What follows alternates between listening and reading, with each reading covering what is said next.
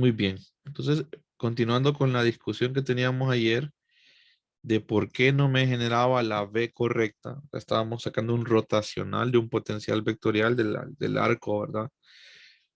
Eh, de menos alfa a alfa. Y resulta que cuando sacamos el rotacional de A para un punto P sobre el eje Z, pues no nos devuelve la V que necesitamos, porque la V que queremos nosotros es esta. Y entonces uno dice, entonces está mala la teoría. No, no está mala la teoría, sino que es que el análisis está hecho de forma incorrecta, ¿verdad? Entonces, ¿cómo se hace de forma correcta este tipo de cálculos que involucran al nabla? Sobre todo el nabla es el que produce este tipo de inconvenientes. Entonces, lo que se hace primero es que se plantea el potencial en su forma más general, completo, como se podría decir, con todas las componentes, y luego se hace la simplificación. Entonces, planteamos el vector de posición en su forma más general, también el R', ¿verdad? Y luego pues nos quedaba esto. Entonces se ve claramente que tiene componente X y componente Y, ¿verdad? No, no así componente Z, pero tiene componente X y componente Y, se fija. Entonces, luego, aunque el vector de posición relativa tiene componente Z, el potencial no, se fijaron, porque el potencial nada más es I de ds.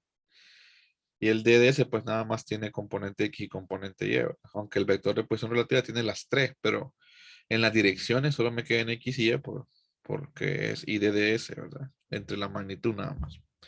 Entonces luego pues yo ya sé que esto lo logro generar, entonces no voy a hacer análisis sobre eso porque ya sé que lo logro generar. Igual me va a dar también. Lo que yo quiero que se genere es lo que falta, para que ustedes vean por qué no se generó.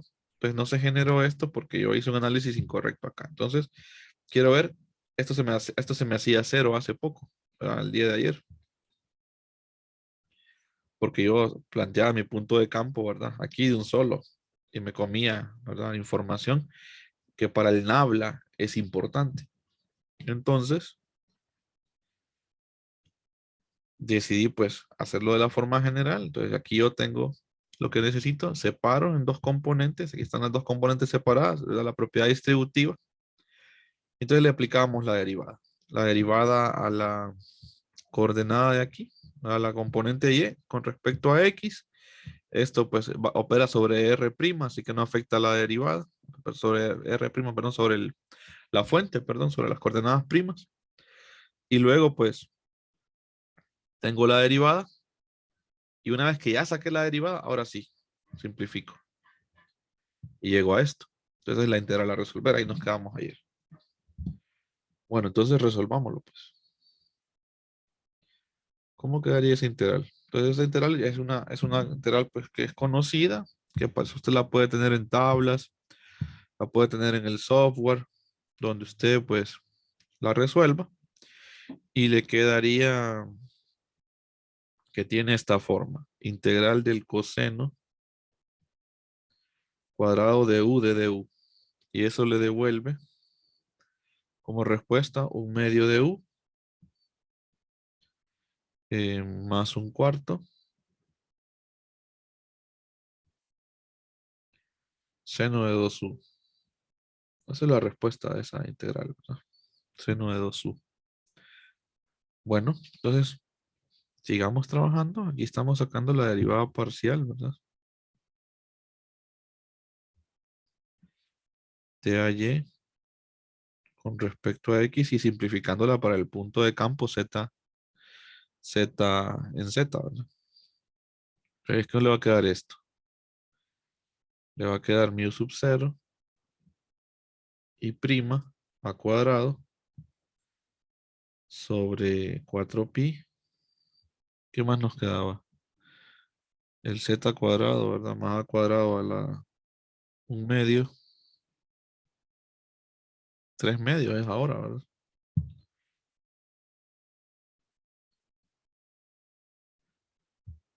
3 medios aquí. Y nos queda la integral. Ya la resuelvo y entonces ¿qué me queda cuando la resuelvo? U. Aquí tiene su phi, ¿verdad? Entonces dice usted, bueno, esta integral, como es una función par, usted ve que esa es una función par, ¿verdad? en, porque en el fondo es el coseno de phi, pues el coseno cuadrado de phi de phi, pero lo demás es constante. Entonces, ahí me ahorré un paso, ¿verdad? Entonces, ya la resuelve usted y dice, bueno, eso va a ser igual a u, que es nuestro phi. Entonces, ¿qué le va a quedar? Un medio de... Bueno, lo puedo dejar de hecho como dos veces, ¿verdad? La integral de... Te pone un 2. La integral de 0 a alfa, ¿verdad? Entonces le va a quedar dos veces. Es por eso este 2 que coloqué acá, porque es una función par. Entonces le va a quedar phi sobre 2 más un cuarto seno de 2 phi. Y eso evaluado de 0 a alfa. Cuando ya le evaluamos, nos va a quedar mu sub 0 y prima a cuadrado sobre 4pi al cuadrado más z cuadrado a la 3 medios.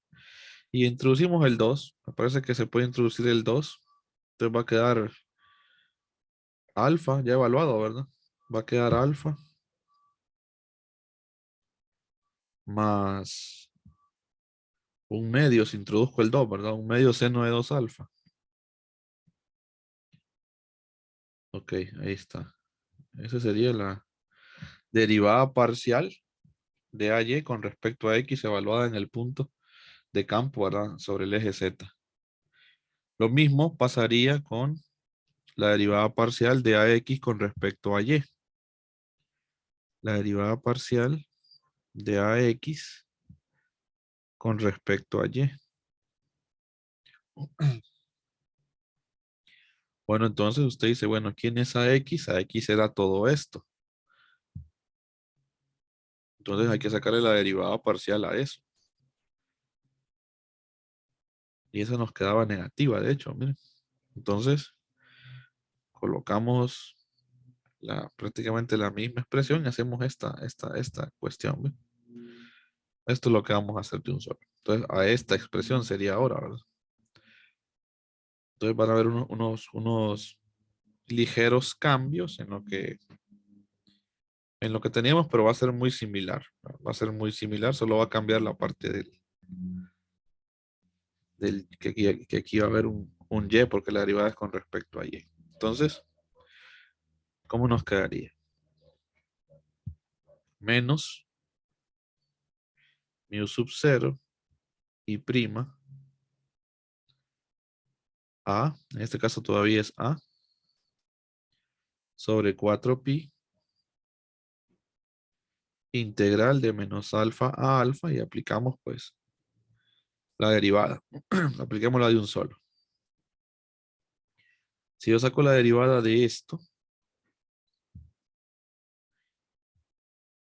con respecto a y, prácticamente me quedaría en un medio, porque esto quedaría un menos un medio, de esto mismo a la menos 3 medios por la derivada interna, ¿verdad?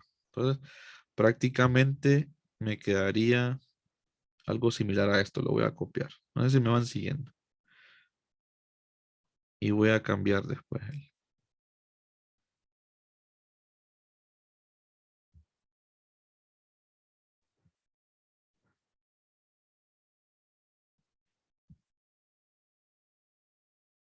¿Qué tengo que cambiar? Que aquí va a ser un seno, ¿verdad? Y a seno sería aquí. Entonces, cambiaría aquí por un seno.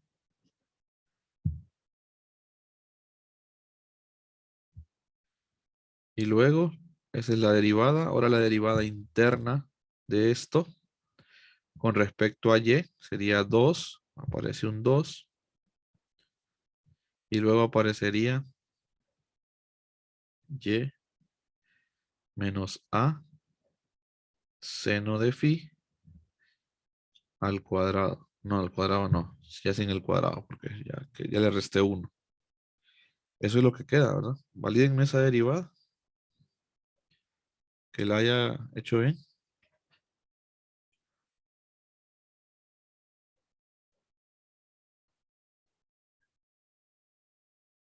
¿Sí? Validen ustedes ahí.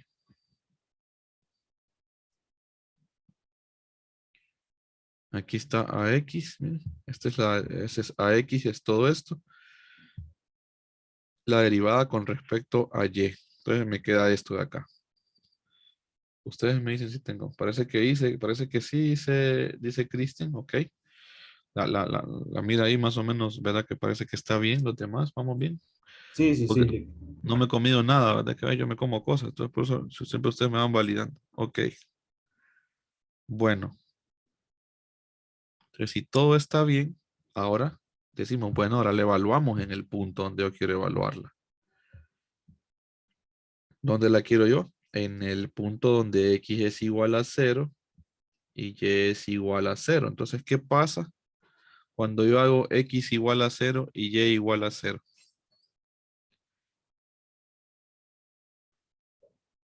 ¿Qué pasa?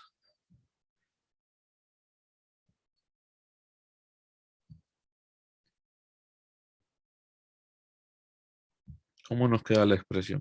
Voy a ir copiando yo. Aquí lo mismo. Vamos a ver, derivada parcial. Ustedes van haciendo 0 y me dicen que les queda. Derivada parcial de AX con respecto a Y ya evaluada en ese punto. Entonces me parece que queda mu sub 0 y prima sobre 4pi. Eso sí va quedando igual. Ajá, si yo hago Y igual a 0, ¿cómo queda esto? Este menos se va con un menos de acá, ¿verdad? Y siempre queda este menos de acá, entonces. ¿Lo ven? Y luego creo que me quedaría seno cuadrado, ¿verdad?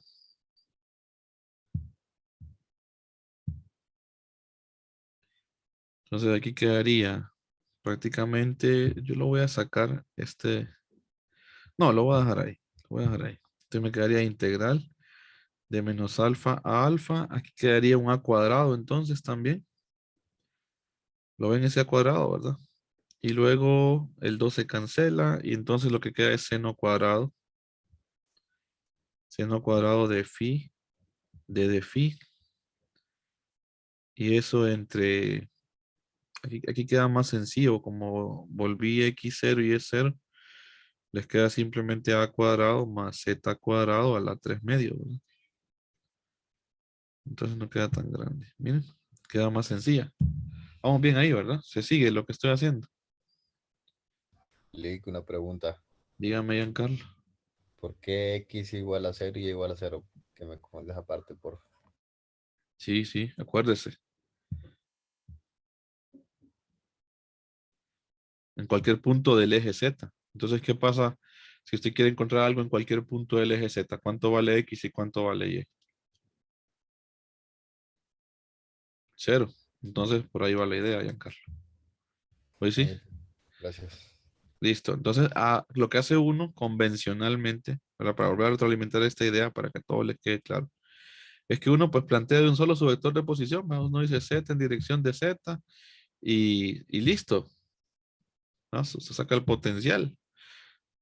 Ahora, no es que esté mal lo que se hizo, ¿verdad? Lo que pasa es que cuando después usted quiere sacar el rotacional de B, se ha comido información, porque el rotacional de B implica, perdón, cuando quiere sacar el rotacional de A, o sea, que quiere sacar B, que es el rotacional de A, se ha comido información que no debió de haberse comido, ¿verdad? En la ecuación del potencial.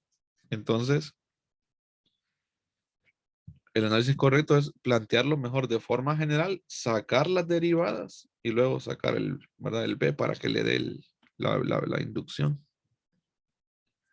Ok, entonces ya tengo la integral a resolver y me parece que la seno cuadrado se resuelve igual, ¿verdad? Que la anterior.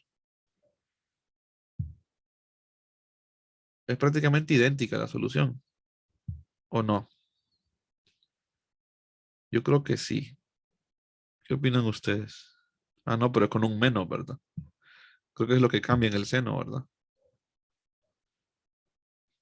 Estas son integrales que uno ya tiene a mano en tablas. Cambiaría un menos aquí, ¿verdad? Eso es lo que cambia. Sí, le, Sí, va, eso es lo único que cambia. Ahí son idénticas la forma. Bueno, entonces hacemos la integral porque realmente esto pues no depende. Esto puede salir de hecho de la integral. Lo que le queda es la integral del seno cuadrado. Y entonces llegamos a una respuesta similar a esta de acá. A esta. ¿Dónde está? A esta de acá. Solo que con el menos. Entonces voy a ahorrarme un poquito de tiempo. Voy a copiar esto. Es una función par. Entonces usted le puede poner el 2, ¿verdad? De la derivada parcial de ax con respecto a y. Pensé que estoy con color verde aquí. Derivada parcial de ax con respecto a y va a ser igual a esto que acabo de copiar. Solo que le va a quedar ya evaluada en el x igual a 0, resuelta la integral, ¿verdad? Entonces, mire, le queda esto. Y cuando usted la trabaja, creo que aquí hay un menos que me estoy comiendo este, ¿verdad? Este menos. Que este también va aquí, este menos, porque este nunca se canceló. Hoy bien, no, no, hay que tener cuidado con esos menos.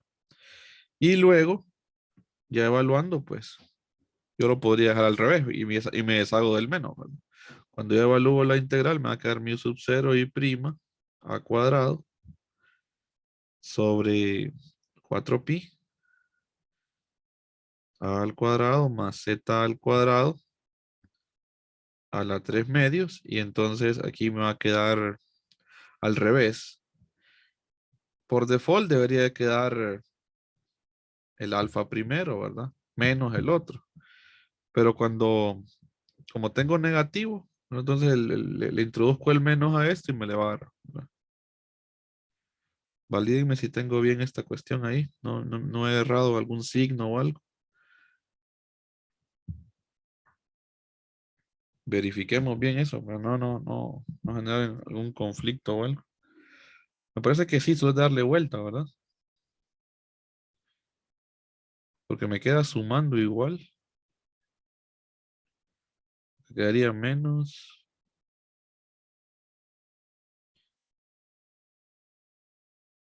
Y se vuelve cero. Valídenme ustedes, si no lo corregimos.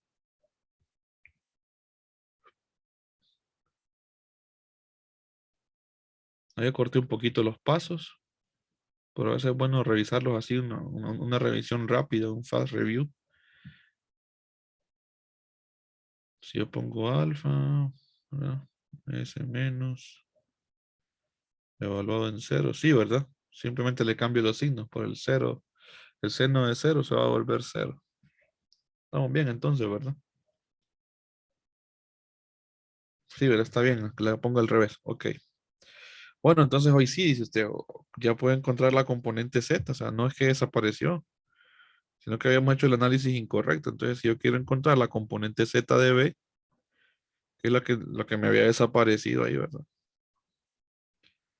Entonces usted dice, bueno, hay que restar esas derivadas parciales.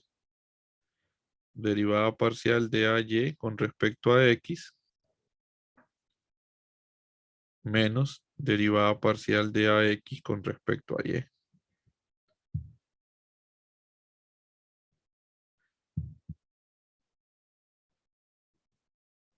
Con respecto a Y. Y ahí está la cuestión, mire. Restémoslas. Sería esta respuesta menos la otra respuesta.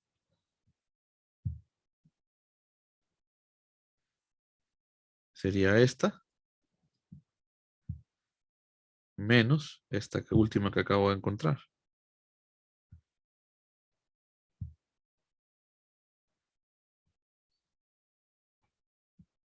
Y si yo resto esos dos, ¿qué me queda? Se va la del seno, ¿verdad? se anula, ¿verdad? Porque aquí me va a quedar distributivo. Este es lo mismo, si se fijan ustedes, ¿verdad? Saca factor común esto. Entonces le quedaría, este entra aquí, ¿verdad? Entonces le quedaría alfa más alfa y le quedaría un medio seno menos un medio seno. Entonces se cancela eso. Y lo que le queda prácticamente es 2 alfa. BZ, entonces, ¿qué es? Creo que se me está acabando. Voy a hacerle un zoom grande aquí mejor. BZ sería mu sub 0 y si sacamos factor común nos quedaría 2 alfa, ¿verdad? Haciendo el pasito como debe de ser. A al cuadrado más z al cuadrado a las 3 medios. Y eso por 2 alfa, que es el resultado de este factor común cuando usted hace la resta, ¿verdad? Y entonces este 2 se cancela con este 2 y lo que le queda es el alfa ahí. Y entonces usted dice, bueno, he encontrado, miren la inducción. Entonces el error estaba, esa ambigüedad se va dando debido a que tengo una operación con Nabla, ¿verdad? Y opera bajo coordenadas primas y no opera, ¿verdad? En la expresión como debe ser. Entonces, si yo como información, miren, ahí está. Si usted compara esta expresión con la que usted obtiene por Biot-Savart, es esta misma, mire. Entonces ya ahí está. Entonces, ¿cuál es la forma correcta de hacer este tipo de problemas? Si le piden B, ¿verdad? Exactamente, que para que todo salga completamente y que no quede ninguna cosa rara ahí, usted saca, pues el potencial en su forma más general, ¿verdad? De modo que no se le anulen las derivadas para el caso del rotacional, ¿no? Para el caso del rotacional. Entonces así usted obtiene pues el B correcto. El potencial vectorial es este. Eso no es que está mal, ese es el potencial vectorial, ¿verdad? Pero para que se genere la B de forma correcta, se hace de forma general. Cuando usted saca el rotacional de A, tiene que sacarlo así, ¿verdad? El problema. Porque si usted aquí plantea el caso más general también, entonces cuando usted haga X y Y igual, X, Y igual 0, pues me parece que no debería devolver lo mismo, ¿verdad? Entonces por ahí va la idea. Así es como se debería de abordar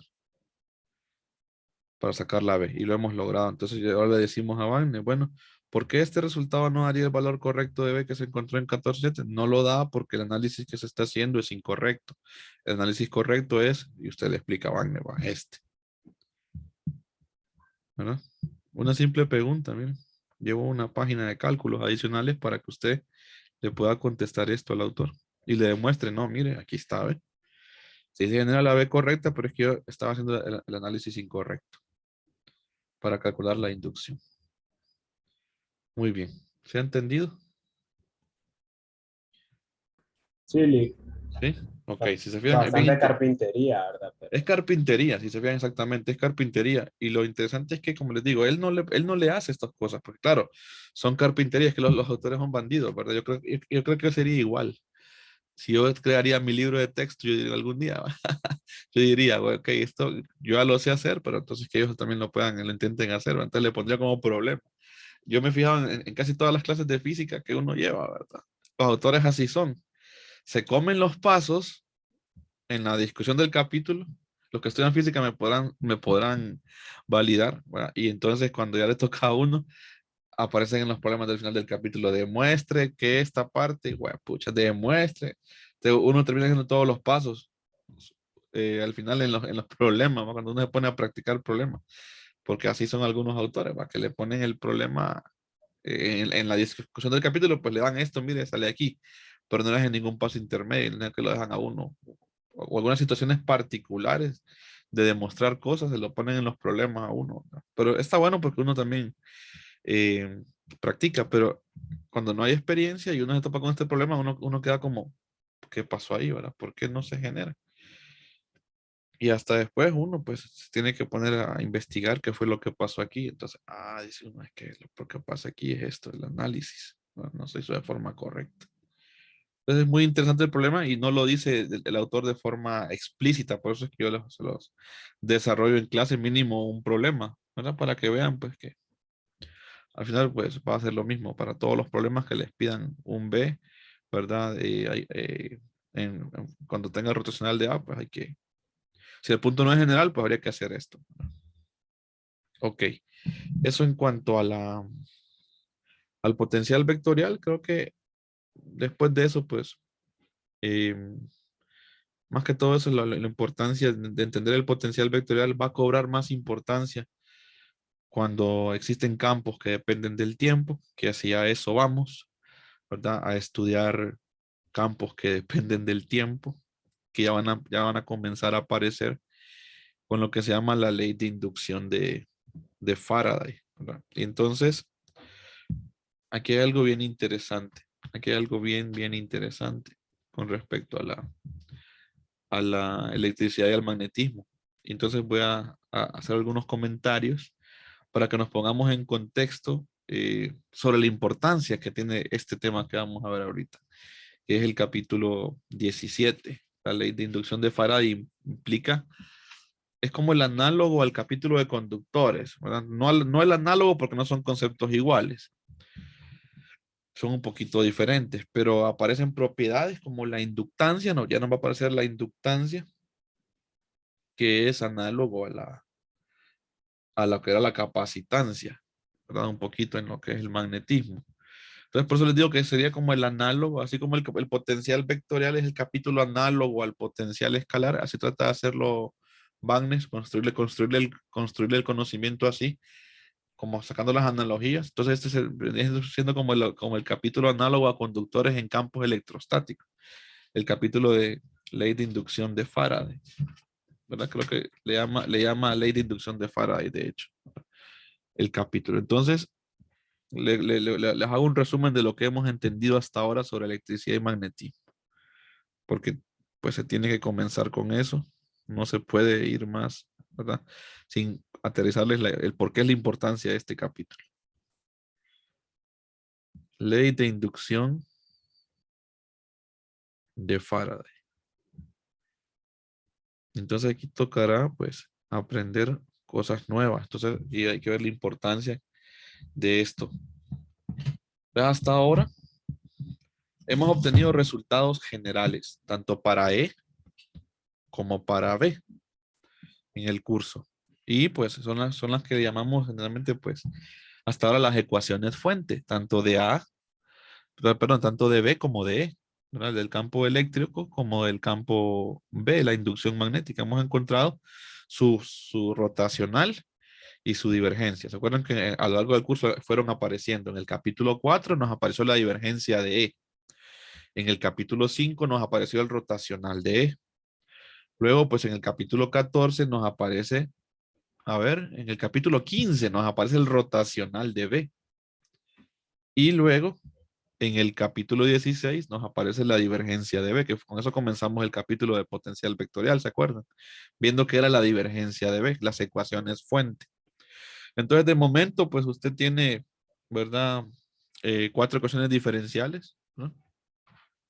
Que se llaman las ecuaciones fuente, que son las siguientes. La divergencia de E es igual a ρ dividido por epsilon sub 0. Esa es la primera ecuación fuente con la que nos encontramos nosotros. Se llaman fuente porque son las ecuaciones de las cuales pues están codificados los campos, ¿verdad?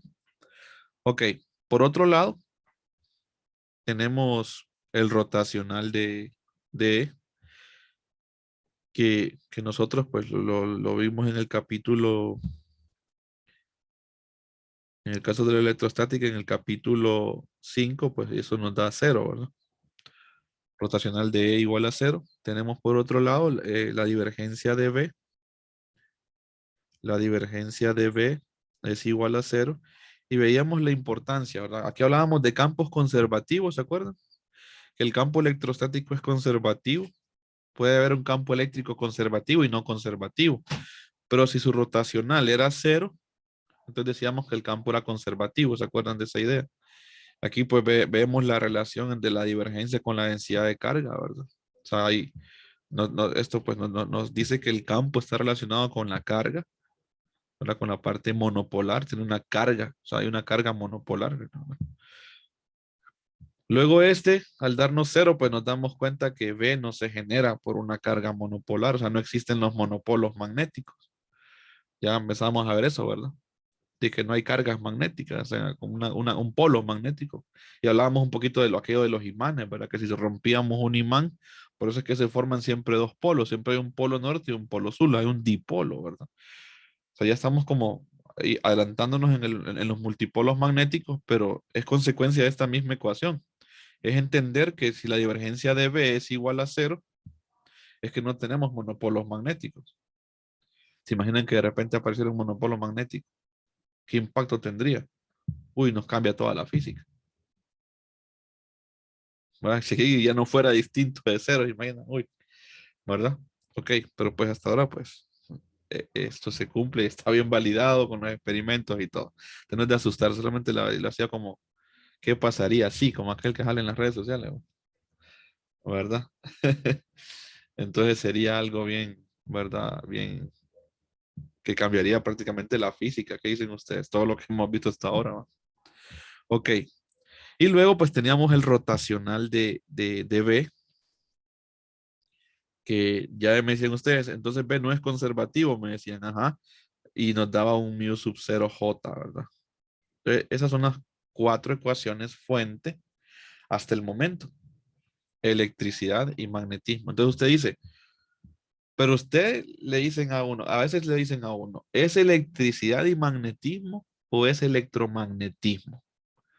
Entonces uno se queda pensando, ¿verdad? Pucha, es cierto, ¿verdad? Y de repente usted ve su plan de estudios, si usted estudia ingeniería eléctrica y dice, bueno, electricidad y magnetismo 1, electricidad y magnetismo 2, y después dice electromagnetismo. ¿Y cuál es la diferencia? Dice usted. Que hasta ahora hemos visto por separado los conceptos. Y de momento, pues, usted ve las ecuaciones fuente y dice, electricidad es una cosa, magnetismo es otra. No hay nada que me diga a mí, electricidad es igual a magnetismo. ¿Lo ven? Están como ahorita como entes separados. Electricidad, magnetismo. De aquí sale todo, ¿verdad? Que diferencia de potencial, que el voltaje, que no sé qué, que la ley de Kirchhoff, todo sale de aquí, ¿va? Porque ya vimos que la ley de Kirchhoff, pues ya habíamos visto nosotros, ¿verdad?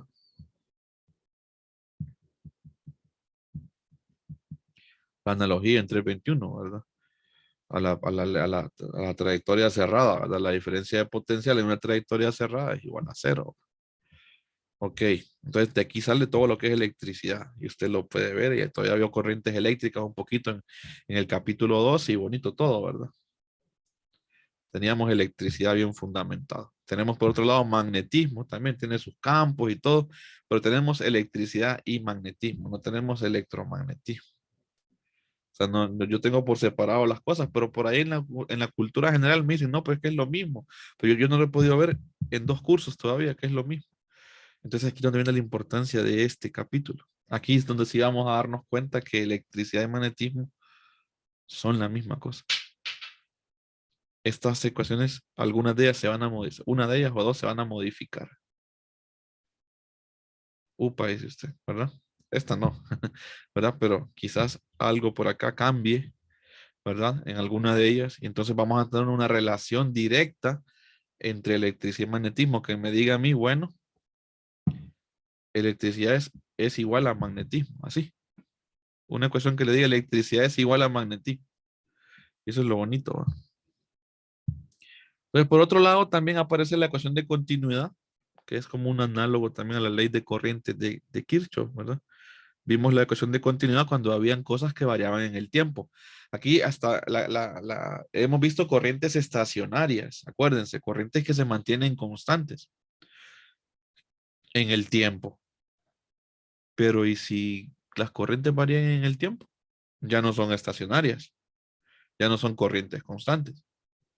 Entonces ya tenemos una ecuación de continuidad. ¿Se acuerdan que teníamos la ecuación de continuidad? Pues para decirme la conservación de la carga, ¿verdad? Que la carga no se transforma ni se crea, sino que simplemente se transforman una con la otra, la corriente con la carga, ¿no? Entonces aparecía la ecuación de continuidad, que me daba la relación, pues, de la conservación de la carga y es como análogo a la ley de corrientes de Kirchhoff, ¿no? Ok, que ustedes le enseñan en circuitos. Bueno, y por ahí, pues en el capítulo 14 también aparece la fuerza, cuando le suman la fuerza eléctrica y la fuerza magnética para cargas puntuales. Entonces usted sabe que en 321 es Q por E. Y aquí pues vio la ley de Ampere, ¿verdad? Vio la ley de Ampere y la ley de Ampere tiene el elemento de corriente. Y ya vimos que el elemento de corriente tiene 4 equivalencias. I de ds, J de tau, K de A y QB, ¿no? Entonces, usted puede tener fuerza, pues si usted tiene una fuerza Q por E, usted puede tener también una fuerza QB cruz B, porque este es el elemento de corriente, I de ds, ¿va? Si usted se acuerda, la fuerza magnética, ¿qué es? I de ds cruz B. ¿Se acuerdan? Que por eso se prefería la forma del producto cruz, porque se puede matricular, les iba a decir yo, se puede multiplicar por un agente externo, ¿verdad? Como un campo. Entonces, por ahí va la idea. Entonces, si usted suma estas dos, o saca de factor común la carga puntual, tiene una relación de electricidad y magnetismo, pero siempre sigue siendo electricidad y magnetismo. Usted lo puede compactar así, pero aún sigue siendo electricidad y magnetismo, no es electromagnetismo. Es una fuerza pues total que me incluye la componente magnética y la componente eléctrica, pero no tengo todavía una relación directa que me diga electricidad es igual a magnetismo. ¿Se entiende el contexto de cómo le voy armando todas las ideas? ¿Se va siguiendo? De lo que hemos visto, cómo se va armando la cuestión. Sí, Lick, sí se entiende. Sí, ok. Entonces, esto es como un resumen de lo que hemos visto hasta ahora en los dos cursos, ¿verdad? Hace un resumen ejecutivo, le llamo yo, con las 4 ecuaciones fuente que hemos conocido, más 2 ecuaciones importantes que son estas dos, ¿no? La de continuidad y la que me da la fuerza electromagnética, la que me suma las dos componentes, magnética y eléctrica. Ok, ¿verdad? Pero entonces forman conjuntos completamente independientes, uno para E, otro para B. Pero Faraday, esa es la genialidad de los científicos, ¿va? Faraday vino y dijo, bueno, ¿será que existe una relación entre estos dos campos? Porque es que si se fijan son bien análogos, hasta en las expresiones. Cuando hacíamos el campo de un cilindro infinito, ¿verdad? El campo eléctrico, tanto, el campo magnético, ¿verdad? Parecido, el B, ¿verdad? Entonces usted dice, dependen de Rho muchas veces, o sea, tienen las simetrías, solo que quedan como que perpendiculares entre sí. Eso sí lo han notado, ¿verdad? Que mientras el campo me quedaba radial, en el cilindro infinito, el campo, en la línea infinita, pues pongámonos, el campo era radial en dirección de Rho, aquí me queda en dirección de phi, pero el comportamiento es muy similar. Solo cambia el mu sub 0 y la i, obviamente. Allá era el epsilon sub 0. Allá era la carga y el epsilon sub 0, pero en cuanto a la función como tal, hemos ido comentando a lo largo del curso que son parecidas las cosas. Entonces viene Faraday y dice, bueno, sí, igual que nosotros, ¿verdad? Hemos visto esas diferencias, pues también ellos las vieron en su momento, cuando estaban haciendo estas cosas. Entonces, dijo Faraday, bueno, pues, ¿verdad? Quizás exista alguna relación. Y entonces, en 1831 más o menos, ¿verdad? Pudo confirmarlo, ¿verdad? Pero, ¿qué pasa? Lo confirmó, pues, para campos que variaban en el tiempo. Entonces, hasta ahorita no hemos involucrado al tiempo nosotros. Estamos con cosas estáticas.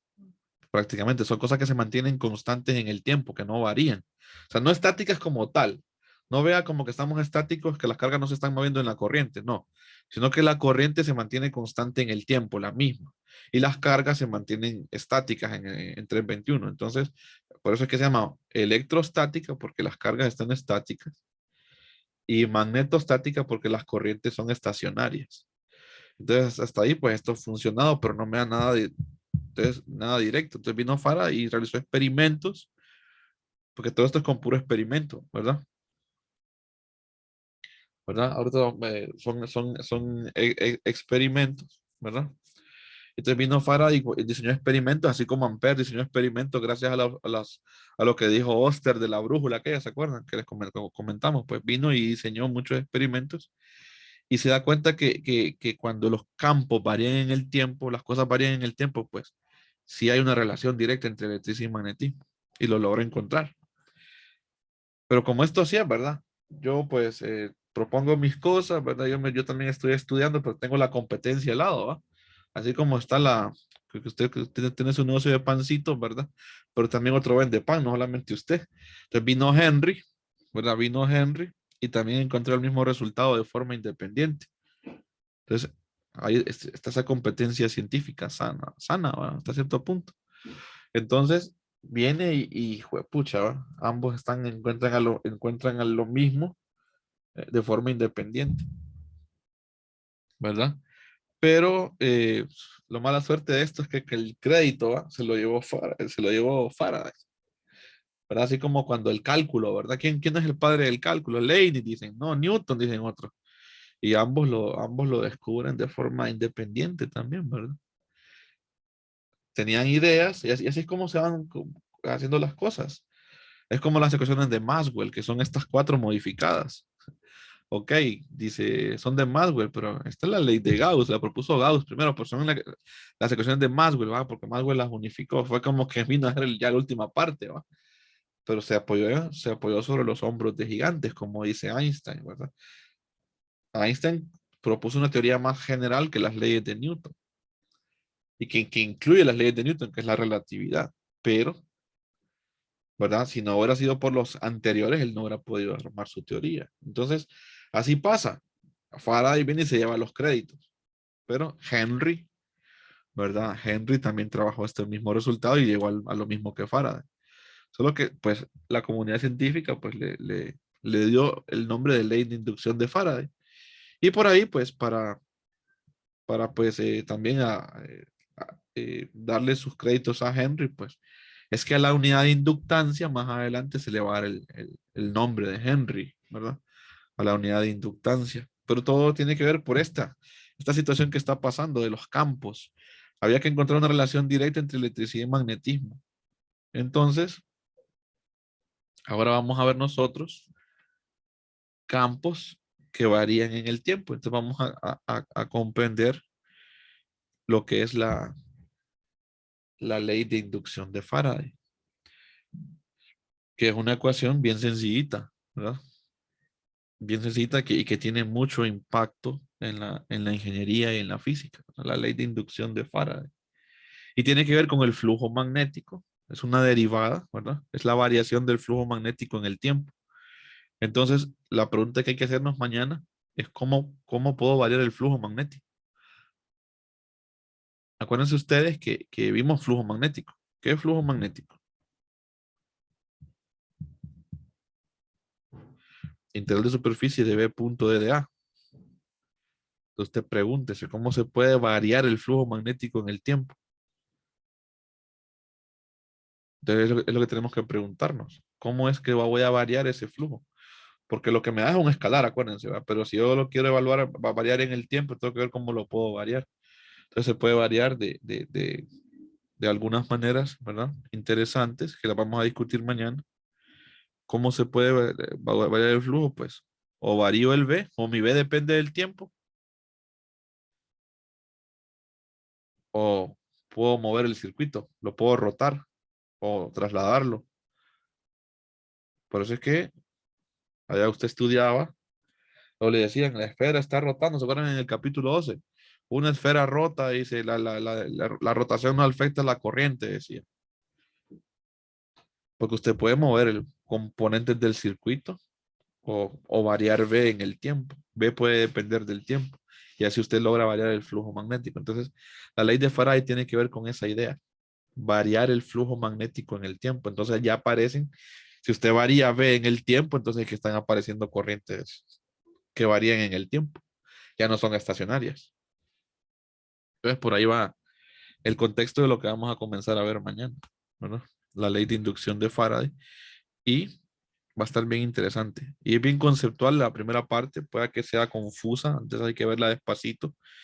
Vamos a ver los casos, variando V o variando o moviendo el circuito, ver a qué ecuaciones llegamos, ¿verdad? Y, y encontrar esa relación directa entre electricidad y magnetismo que encontró Faraday y Henry y ver que electricidad es igual a magnetismo. Eso va a estar bastante bueno, así que no, ¿verdad? No nos vamos a perder eso. Listo, pues. Lo dejamos ahí entonces porque ya se nos fue el tiempo, ¿verdad? Gracias, Lick. Listo. Se me cuidan. Gracias. Bueno, Lick, Bueno, buen pues, día. igual. Lick, Dígame, José. pero ¿verdad que ahorita con lo que vamos a ver, esa ecuación del rotacional de la inducción se le va a agregar un término más con las constantes de permeabilidad, permitividad? Una de las que se va a modificar es el rotacional de E. Ah, sí, sí, sí, ese era, perdón. Sí, Rotacional. ya no va a ser cero siempre. ¿Verdad? Esa es la que se va a modificar. El rotacional de E. Ya vamos a ver por qué. ¿Verdad? Bueno, Listo. Lick, cheque. Cheque. Cuídense. Gracias, Nick. Feliz día. Listo. Feliz día. Saludos. Que estén bien.